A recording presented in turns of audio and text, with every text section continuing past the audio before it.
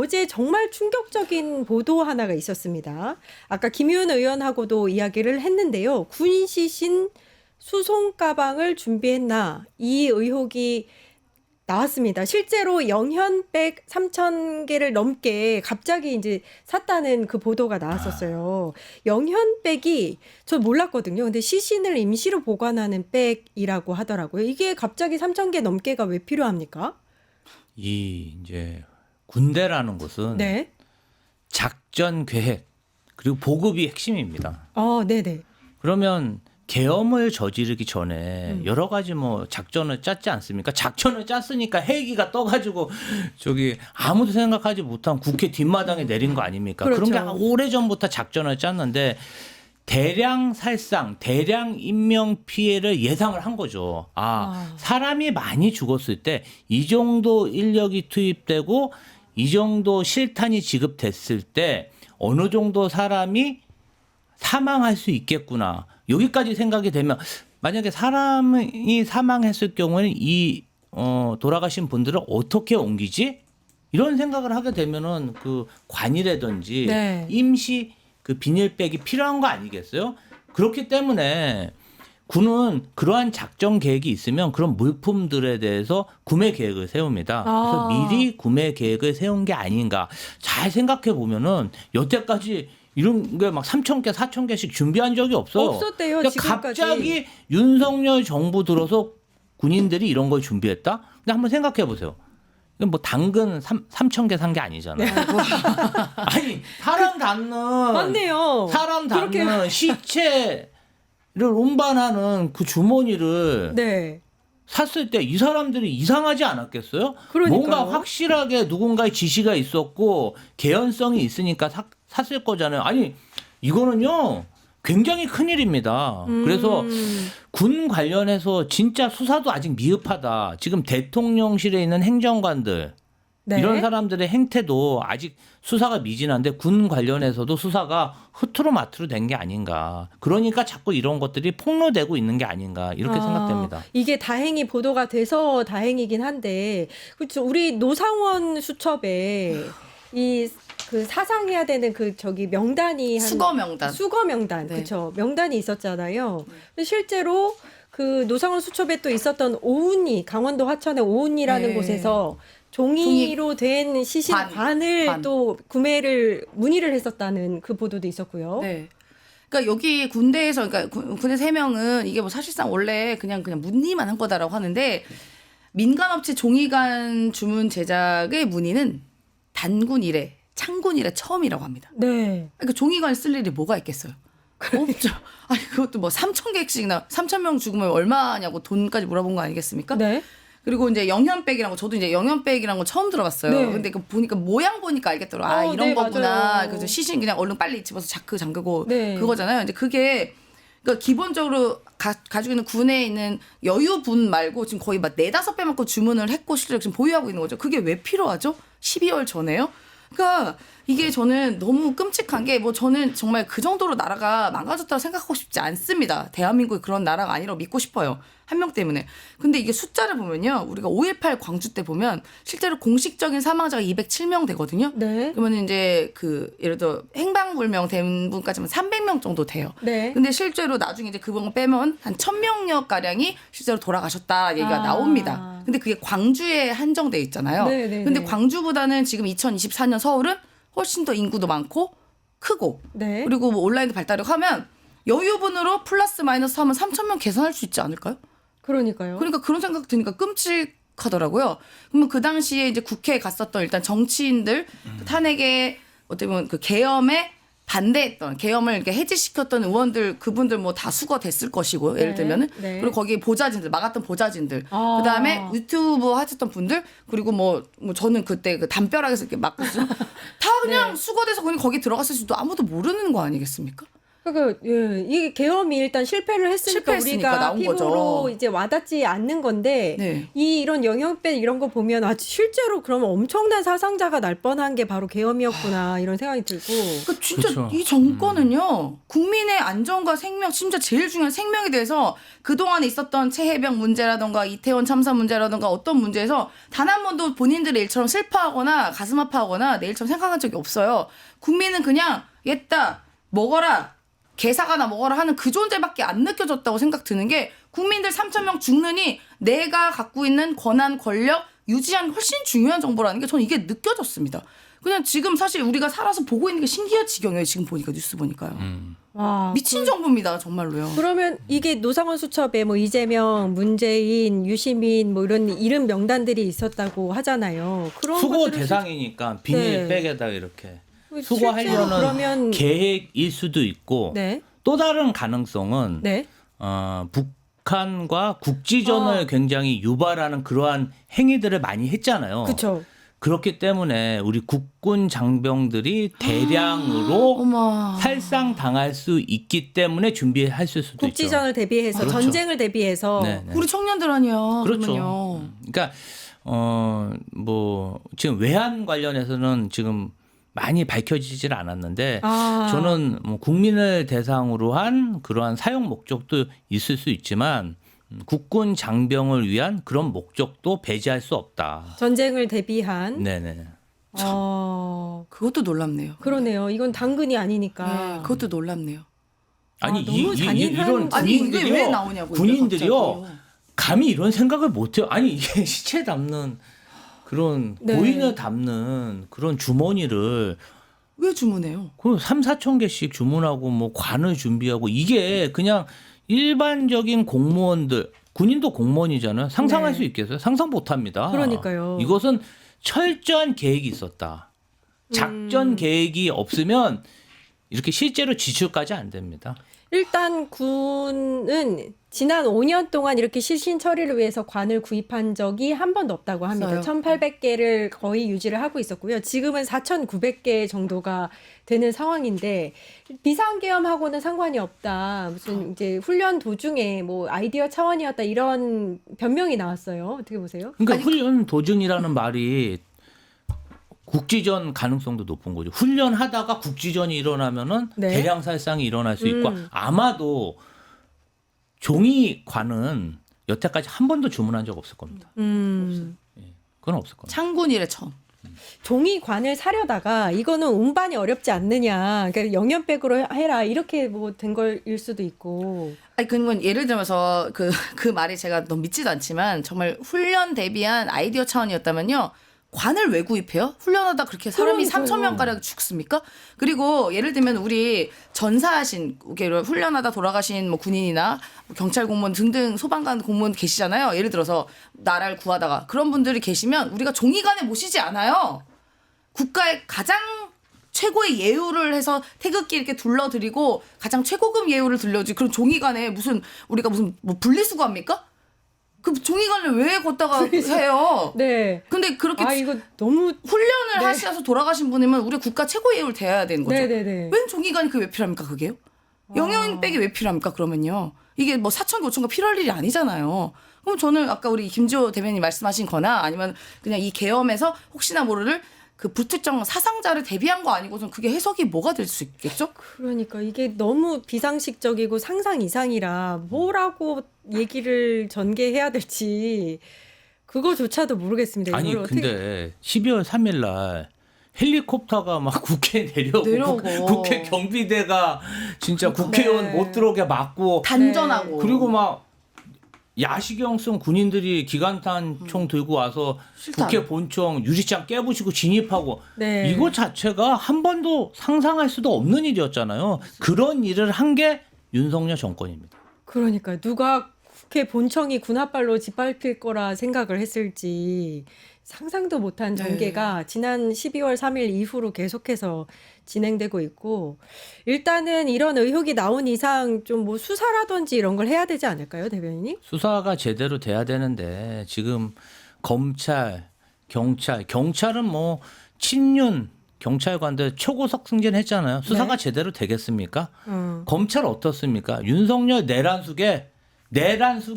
우두머리 풀어줬습니다. 그리고 지금 김성훈 경호처장 대표적으로 대한민국 공권력을 무력화시키고 법치를 부정한 사람인데 이 사람 구속영장 3번 반려하고 4번째 지금 그렇죠. 신청했잖아요. 저는 구속영장 신청도 구속영장 안 나오게 뭔가 좀 아하. 작업을 하지 않았을까, 뭔가 허술하게 하지 않았을까 그런 의심이 들 정도입니다.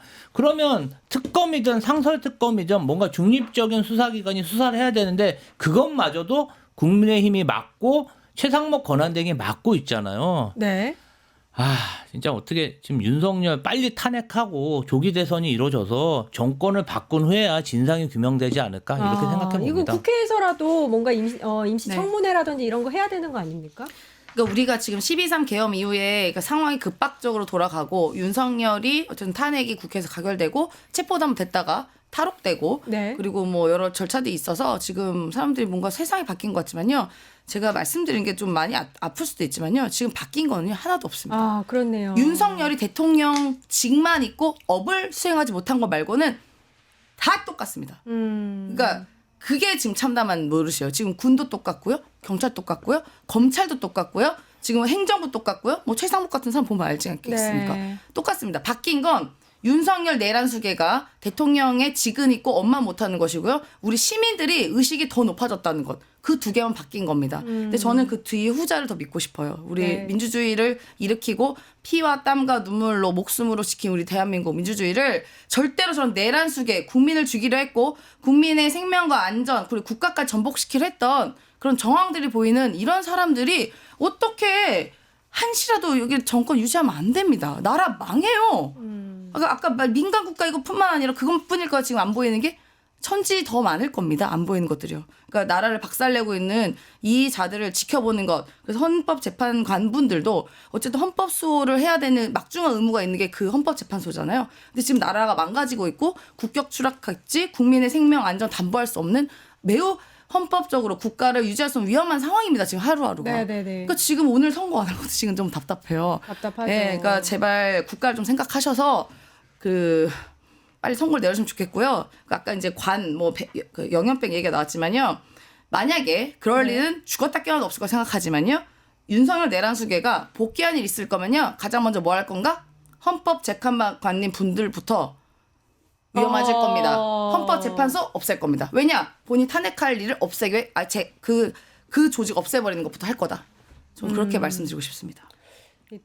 그거 자체도 비상식적이지만 그렇게 할 일어날 거예요. 수도 있을 거라는 생각이 드네요. 네. 아까 이제 대변인께서 비화포 말씀을 하셨는데 어제 이제 구속영장이 청구가 된 네. 김성훈 경호처 차장이 이 군사령관들의 보안폰 기록을 삭제하라 이런 지시를 했는데도 불구하고 경찰에는 저희 부분을 삭제한 후에 그러니까 그 가린 후에 거짓으로 이제 자료를 제출했다는. 이게 공무원인 분은 잘 아는데 네. 김성훈 경호처장이 직원들에게 이런 네. 지시를 한 거죠. 네. 그 보안폰 관련해가지고 군사령관들 그런 기록들을 삭제해라. 네. 그랬더니 그 밑에 있는 그 경호관들이 공무원이지 않습니까? 네, 네. 이것은 불법인데 지금 뭐 탄핵도 됐고 내란 관련해서 수사도 하고 있는데 이것을 만약 내가 삭제를 하면 삭제한 사람이 수사를 받고 그렇죠. 처벌을 받습니다. 네. 그러니까 이 사람이 보고서를 씁니다. 시키지도 않았는데. 오. 김성훈 경호처장이 이러이러한 지시를 내렸는데 이것은 법적으로 문제가 있기 때문에 하기 어렵습니다 하고 보고서를 달랑 이렇게 주죠. 네. 그럼 우리 김성훈 경호처장이 뭐라 그랬겠어요? 그렇죠. 누가 이런 거 시키지도 않은 보고서 쓰라 그랬어 하면서 뭐라 그랬냐? 내가 지시한 내용은 빼고 검토 사항으로 다시 올려. 그렇게 한 거죠. 그래서 그럼 이제 김성훈 경호처장이 지시한 내용은 빼고 이제 다시 보고서를 올렸고 그 보고서를 가지고 압수수색 때 우리가 보안폰 관련해가지고 뭐 이렇게 좀 삭제 검토를 했는데 뭐 이 위법하다 그래서 우리가 안 삭제했어. 네. 이렇게 딱 내니까 이제 누군가 제보를 했겠죠. 아. 그러니까 경호관들이나 김성훈 경호처장 그 포렌식을 해가지고 최초에 보고했던 원문을 경찰이 찾아낸 겁니다. 김성훈 경호처장의 원문을. 김성훈 경호처장이 지시를 했던 그 근거가 남아 있는 원문을 찾아냈다. 그래서 김성훈 경호처장의 증거 인멸 증거가 경찰에 의해서 확보됐다는 게 중요한 겁니다. 그러니까 빼박 증거가 나온 거죠. 그러니까요. 그러면은 그렇게 삭제하라고 지시를 했고 지금은 삭제가 됐을 거 아니에요. 네. 그러면 그거 어떻게 해야 되는 거예요? 아, 이거는 서버에는 그 완전 연구 삭제는 불가하기 때문에 그 검찰의 포렌식 기술을 사용하면 전 충분히 복구가 가능하다고 알고 있습니다. 통화 기록은 복구가 가능하다. 예, 가능하다고 알고 있고 이게 뭐 저도 이제 아주 자세히는 모르지만 네. 이게 뭐 인위적 삭제와 무슨 뭐 자동 삭제 이런 게 있어요. 네네. 근데 그게 어쨌든 그 방법의 차이와 약간 난이도의 문제지 삭제는 시간의 문제다. 이게 될 수 있다고 생각하고요. 그다음에 이제 김성훈이 그동안 이제 어떤 분의 그 애정을 받고 그 인정을 받고 그다음 승승장구 하시고 해서 지금 뭐 눈에 사실 보이는 게 없는지 모르겠지만요. 국민들은 다 보고 있고 무슨 짓 하는지 다 알고 있습니다. 네. 그래서 증거 인멸하라고 했는데 마치 그 증거 인멸이 본인 증거가 돼버렸어요. 네. 근데 이런 게 한두 건이 아닐 겁니다. 그럼요. 예. 그래서 김성훈의 말로도 그 윤석열의 말로와 크게 다르진 않을 거다. 예, 그렇게 생각이 듭니다. 하루 빨리 일단 비화폰에 대한 증거가 빨리 이제 입수가 돼서 좀 조사가 이루어져야 되겠다 이런 생각이 들고 그런가 하면 이 12.3 비상계엄 선포 전에 이광우 경호본부장이 그 챗 GPT에 물어봤대요. 계엄령, 계엄 선포, 국회 해산 이런 걸 검색하셨답니다. 왜 계엄 선포 2시간 전에 이런 걸 검색해요? 그냥 그거 아마도 알았다는 거잖아요. 아마도 윤석열 대통령의 최측근이니까 네. 미리 계엄에 대해서 알았던 것 같고 국회를 해산할 수 있나 없나 윤석열 대통령이 물어볼 수 있잖아요. 그것을 본인이 뭐 법조인이 아니다 보니까 챗 GPT에 물어본 것 같습니다. 사실은 윤석열 대통령은 계엄 이후에 한동훈 대표와 면담을 할 때도 네. 국회를 해산할 수 있다는 식으로 얘기를 했답니다. 우리 헌법에는 국회를 해산할 수 없거든요. 없죠. 대통령이. 근데 윤석열 대통령은 냉동인간이라잖아요. 별명이. 그러니까 잘못 알고 그때까지도 내가 국회를 충분히 해산할 수 있었지만 내가 안 했다 이런 얘기를 했답니다. 네네. 그래서 이때까지도 국회를 해산할 수 있었던 걸로 그렇게 생각됩니다. 이게 일단 저희가 지금까지 알고 있는 거는 국무위원 중에서 제일 빨리 도착한 사람이 박성재 법무부 장관이다. 근데 그 시간이 8시 20분이었었거든요. 8시 반이었다.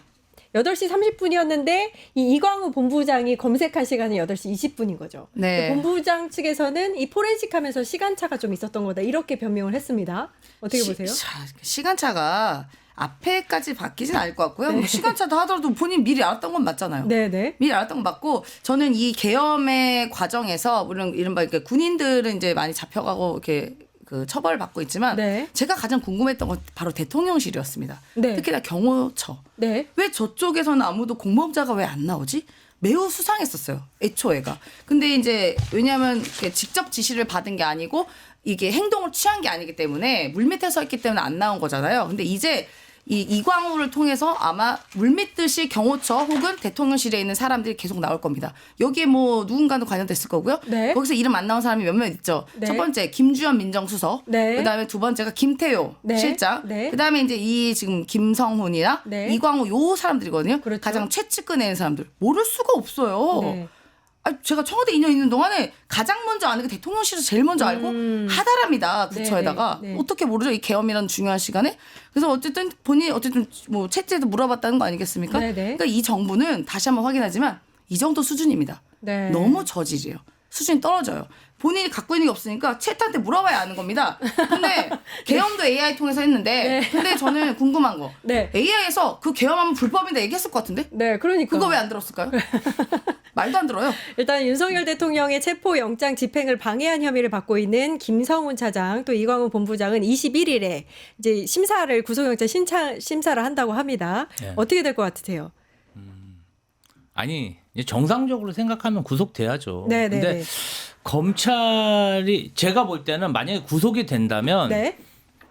어느 정도 비하폰 관련해서는 증거 인멸이 됐구나. 아, 근데 비하폰 관련해서 증거가 남아 있다면 구속이 안 되겠죠.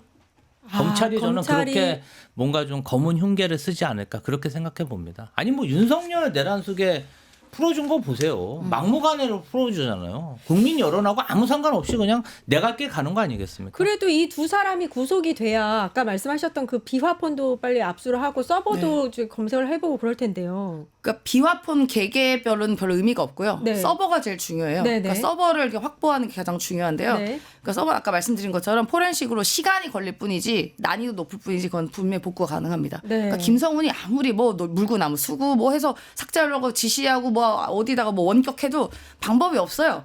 네, 그거는 어차피 그게 확보만 되면 나와 있을 수밖에 없기 때문에 저는 그래서 검찰이 길을 쓰고 김성훈과 이광우의 구속을 막은 거 아닌가. 아. 왜냐하면 검찰이 의구심 드는 게 과연 계엄의 과정에서 검찰은 관여 안 했냐 하는데 실제로 선관위에 들어갔을 때 여기까지는 하고 나중에는 검찰이 와서 올 거야 뭐 이런 얘기 했다는 거 아니겠어요? 네네. 그러면 충분히 그 커뮤니케이션 정도는 가능했겠죠. 그리고 개화 이후에서도.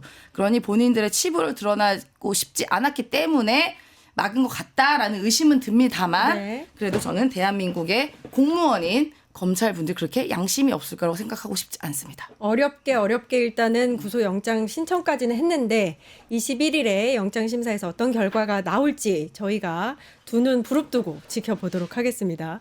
그나저나 선고 기일은 아니 진짜 선고 기일은 언제 그거 들으셔도 됩니다. 네, 진짜 네. 너무 화가 답답합니다. 언제 나오는 거예요? 금요일 날 판결해야죠. 그러면 내일 오늘도 안 혹시 나올 나왔어. 수도 있나요? 그럼요. 그럼 꼭 네. 법이 없기 때문에 당일날 아침에도 가능하죠. 고지해도 됩니다. 맞습니다. 아니 뭐 이거 자기 전에 기도하고 아침 내내 뉴스 보고 이거 언제까지 이렇게 해야 되는 건지 모르겠습니다. 진짜요. 진짜. 아니 국민의 의원들이 그렇잖아요. 모여가지고 제발 헌재 그 기각되게 해서 아멘 한다는데 모든 국민이 제발 파면하라고 진짜 간절히. 아멘 합니다. 빨리 파면하라고 정말 아멘 할렐루야예요. 아유, 알겠습니다. 힘드네요. 역사는 더디지만 분명히 올바른 방향으로 가고 있다. 이렇게 믿고 싶습니다. 그렇게 될 겁니다. 네, 이슈를 제대로 끝장내는 끝장뉴스 프라임 오늘 여기서 마치고요. 저희는 탄핵과 파면의 그날까지 오후 6시 반마다 여러분을 찾아뵙겠습니다. 내일도 다시 뵙겠습니다. 여러분 감사합니다. 고맙습니다. 감사합니다.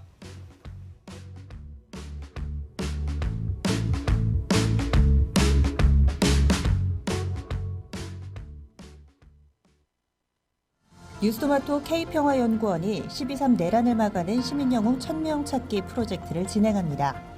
비상계엄 선포 이후 국회, 광화문, 남태령, 한남동 공관, 헌법재판소 등지에서 내란을 막고 탄핵소추를 이뤄낸 시민영웅 1000명을 찾아내 대한민국 민주주의의 역사로 기록하고 시상의 본보기로 삼음으로써 민주주의를 더 널리 확산하기 위한 프로젝트입니다.